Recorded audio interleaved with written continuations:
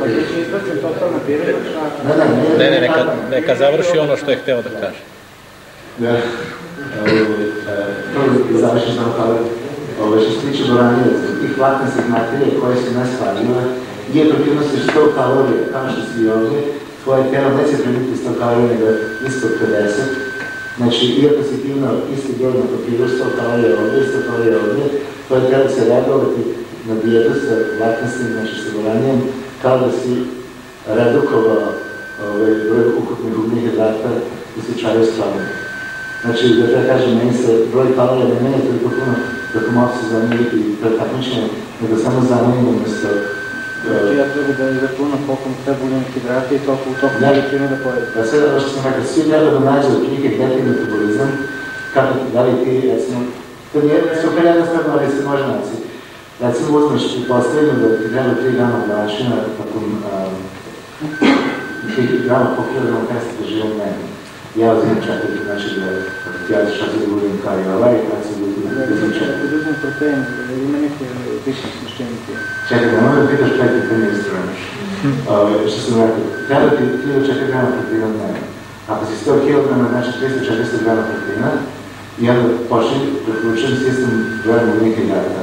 I ako ti radiš svoj posao normalno 6 do 2 i onda treniraš i tako dalje, svu tu tvoju fizičku aktivnost, da ti sve završiš i na kraju dana ti vidiš da si iscrpljen, verovatno ti treba veća količina ugljenih hidrata. Onda polako povećavaj dok ne nađeš taj odnos da sada vidiš imaš dovoljno energije, ne dobiješ nikakvu masnu kilu, znači otprilike tu ti taj tvoj metabolizam. Znači izračno si 340 grama proteina i možda 500 grama ugljenih hidrata.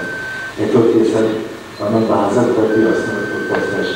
Ako si 10% masti i takmičeš se u roku 16 nedelja, da bi izgubio tu mast ti moraš sad da redukuješ malo kalorije, jer jedin način da izgubiš masnu kilu je da uzimaš manje nego što hoćeš. Znači, ako ti je metabolizam 4000 kalorija, ako nosiš 3000 kalorija mora da dođe za nekog, pošto ti si fizički aktivan i za svaki pogled kad bi tijelo treba energije.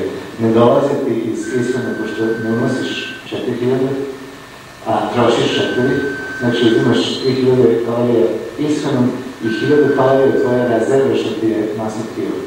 I tako ti polako počneš da trošiš svoje masno tkivo i onda ćeš doći do takmičenja od prilike do takmičarskih formula 3-4%.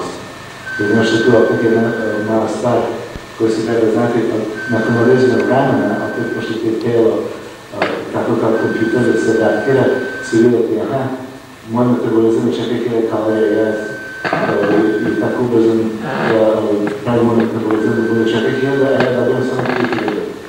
Znači, brzo će ukapirati kad se počne da ti smanjuje tvoj metabolizam, da stigne tih 3000 da bi opstalo, inače ćeš, ako nastavi tako 1000 kalorija dnevno da ti pošićeš, inače ćeš, ako nastavi tako 1000 kalorija dnevno da ti pošićeš, umreti da vam brzo tako. Tako da zbog toga telo tvoje ti reaguje, moramo da smanjimo metabolizam, inače će riknuti jako brzo.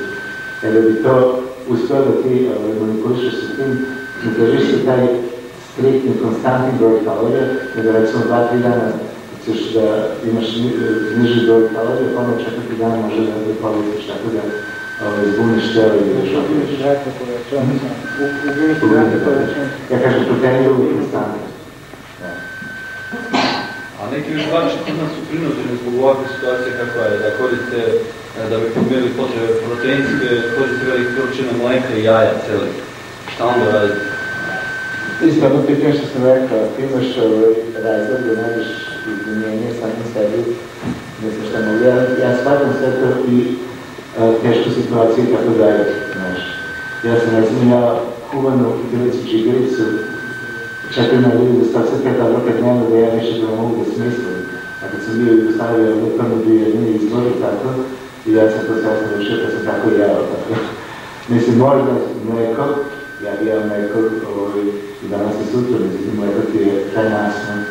Znači, ako je tvoj cilj da ti unosiš 300 grama proteina i samo 30-40 grama masti, a ti si mlekom unosiš mnogo više masti, ti nisi radio posao. Znači, moraš da nađeš neki drugi izvor proteina. Rekli smo, organizam je u krizi kad završimo trening. Interesuje me šta